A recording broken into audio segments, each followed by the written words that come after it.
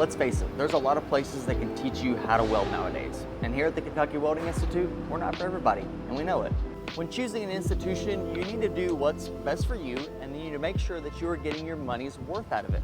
Also, there's a whole lot to the welding industry besides welding that you need to learn. Also, when you find the school of choice or institution, you need to make sure that whatever you learn is backed by certifications and industry training. So here are some things to note whenever you're looking at a school or institution to learn how to weld. Make sure wherever you learn how to weld is an accredited facility through the American Welding Society, providing you with different metals and materials, as well as real-world out-of-position training. That you're going to get NCCER certifications and training in boilermaking, fitting, and welding.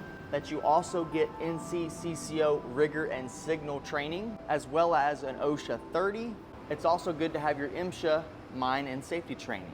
Also, in today's industry, most companies and facilities require a Basic Plus / Safety Council training. And also a huge one is having that TWIC card that's going to get you into plants and facilities. Also, knowing a life-saving skill through the ASHI CPR and First Aid. Again, do what's best for you, but also those are the main things to consider when you're looking to learn how to weld and get into the industry. Catch you on the next one.